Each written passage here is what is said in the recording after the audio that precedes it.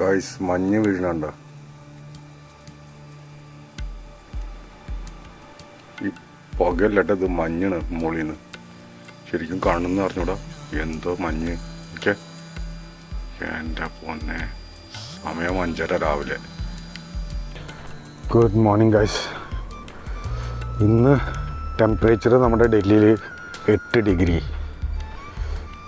നല്ല മഞ്ഞ് കണ്ട, എന്താ ഒന്നും കാണാൻ പറ്റില്ല മുമ്പിൽ. ആക്ച്വലി വീഡിയോയിൽ ശരിക്കും കാണാൻ പറ്റുന്ന അറിഞ്ഞിട്ടുണ്ട് നിങ്ങൾക്ക്, പക്ഷേ നമ്മൾ നേരിട്ട് നമ്മുടെ കണ്ണുകൊണ്ട് കാണുമ്പോൾ സത്യം പറഞ്ഞാൽ ഭയങ്കര മഞ്ഞ് മൂടിരിക്കുക. ഇത് കണ്ട ഗൈസ്, ഇവൻ തൂമ്പ് വരെ കാണാൻ പറ്റില്ല നമുക്ക്.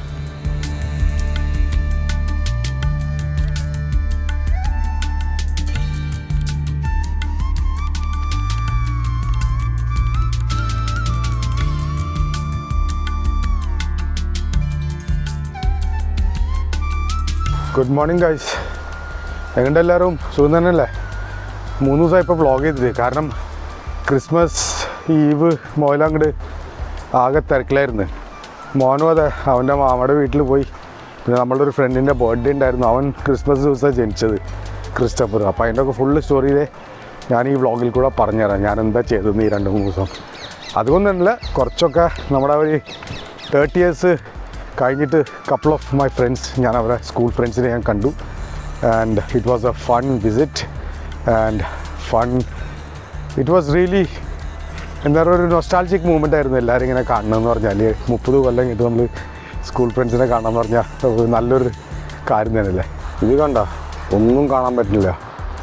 ഇത് കൊള്ളാണ് ഇവിടുത്തെ, പക്ഷേ ഫുള്ള് മഞ്ഞ് പിടിച്ചിരിക്കുക, ഒന്നും കാണാൻ പറ്റുന്നില്ല. കുറേ നാളായിട്ടാണ് ഇങ്ങനത്തെ ഒരു മഞ്ഞ് കാണുന്നത്. പിന്നെ വേറൊരു കാര്യം എന്ന് പറഞ്ഞാൽ, ഈ മഞ്ഞിൽ കാരണം ഫോഗ് ഉണ്ടാവണമെന്ന് നിങ്ങൾക്കറിയാലോ എങ്ങനെയെന്ന്. വാം വെതറിൻ്റെ ഇതും എല്ലാതും മോയിസ്റ്റായിട്ട് വരണതാണ് ഈ ഫോഗ്. അപ്പോൾ അത് ബേസിക്കലി എന്താണ് പറയുക,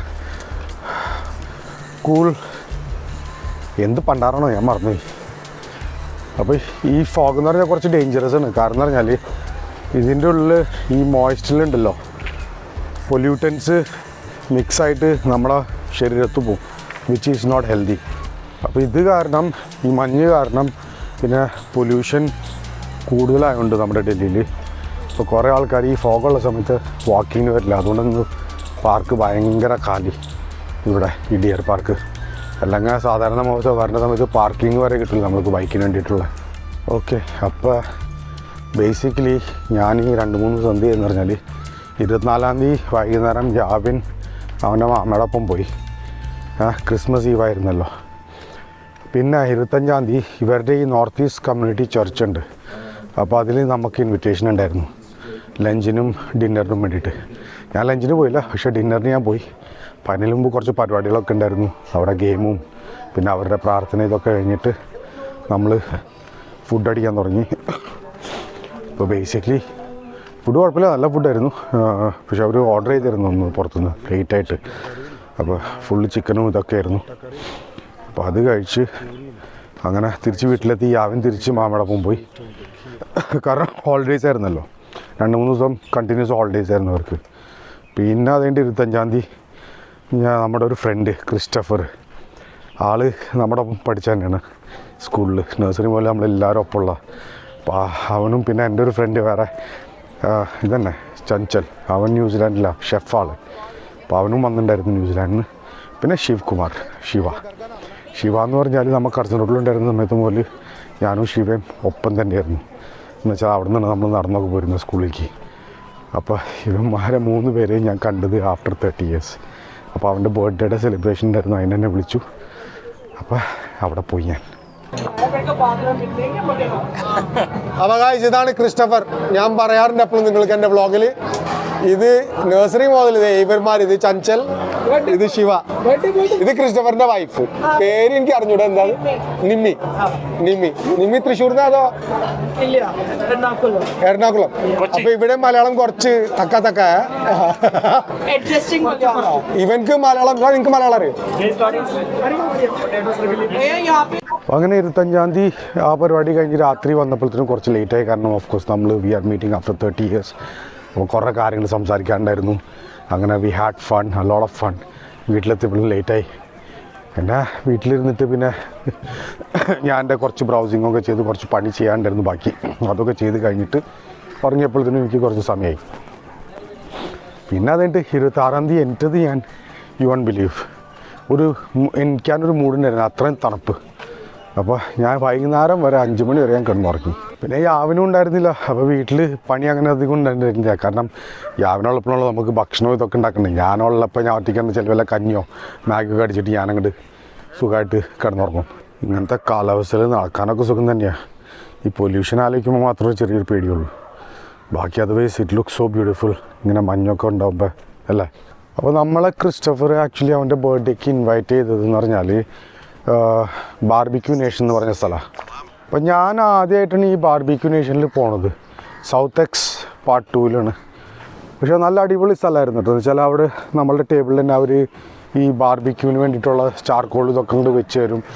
അവർ ഉള്ളിൽ ചുട്ടിട്ടുണ്ട് കൊണ്ടുവരുന്നത്. പിന്നെ അതിൻ്റെ നമ്മൾ കുറച്ചും കൂടി ഒന്ന് ചൂടാവും. അവർ വെറുതെ ഷോയിന് വേണ്ടി മാത്രമുള്ള നമ്മൾ ചൂടുന്നത്. പക്ഷേ ഓൾറെഡി അവർ ചുട്ടിട്ട് കൊണ്ടുവരുന്നത്. ചിലപ്പോൾ തണുത്തുണ്ടാവും. അപ്പോൾ കുറച്ചും കൂടി ഒന്ന് ചൂടാക്കിയിട്ട് നമ്മൾ കരിച്ചിട്ട് മുറിച്ചിട്ട് നമ്മൾക്ക് തിന്നാം. പക്ഷേ എനിക്ക് ആ കോൺസെപ്റ്റ് ഇഷ്ടപ്പെട്ടു. പക്ഷെ ഇപ്പോൾ അവർ ഭയങ്കര നഷ്ടത്തിലൊക്കെ പോകണമെന്നാണ് ഞാൻ കേട്ടത്. പക്ഷെ എന്നാലും നല്ല ക്രൗഡ് ഉണ്ടായിരുന്നു. പിന്നെ അവൻ്റെ ബർത്ത്ഡേ ആയതുകൊണ്ട് അവിടെ ഇഷ്ടംപോലെ ആൾക്കാരുണ്ടായിരുന്നു. അപ്പോൾ അതുകൊണ്ട് എനിക്കൊന്ന് അവൻ്റെ ക്രൗഡായിരുന്നു കൂടുതലും. So but I like the concept. The food was good. Food നല്ല ഭക്ഷണമായിരുന്നു. അപ്പോൾ അതൊക്കെ കഴിച്ച് നമ്മൾ എൻജോയ് ചെയ്തു ശരിക്കും. പിന്നെ വേറൊരു കാര്യം പറയാമെന്ന് പറഞ്ഞാൽ ഞാൻ നാട്ടിലേക്ക് വരുന്നുണ്ട് ജനുവരി 1st വീക്കിൽ. ഒന്നുമില്ല, വെറുതെ എനിക്ക് ചെറിയ പണി ഉണ്ടായിരുന്നു അവിടെ. ആ പരിപാടികളൊക്കെ ഒന്ന് റിസർച്ച് ചെയ്തിട്ട് അണ്ടർസ്റ്റാൻഡ് ചെയ്യാൻ വേണ്ടിയിട്ട് ഞാൻ വരുന്നത്. ഇപ്പോൾ പറയുന്നില്ല, ഞാൻ നിങ്ങൾക്ക് പിന്നെ പറഞ്ഞുതരാം. കാരണം I just don't want to spoil the entire thrill what I am going to do.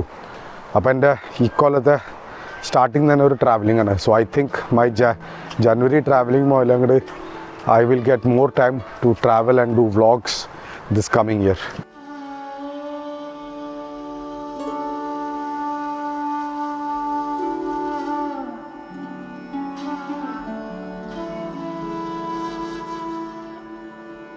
നമസ്കാരം ഗൈസ്. ഇന്ന് കുറേ നാൾ കഴിഞ്ഞിട്ടാണ് നമ്മുടെ ഡൽഹിയിലെ AQI ഒന്ന് കുറഞ്ഞത്. നിങ്ങൾക്ക് കാണാമല്ലോ എൻ്റെ പിന്നിൽ. നല്ല അടിപൊളി ക്ലൈമറ്റ്, ക്ലിയർ സ്കൈസ്, സ്മോഗില്ല, ഫോഗില്ല, ഒന്നുമില്ല. ചെറുതായിട്ടുണ്ട്, പക്ഷേ നമ്മൾ ഇത്രയും നാൾ കണ്ടതിലും വളരെയധികം ചുരുക്കണത്.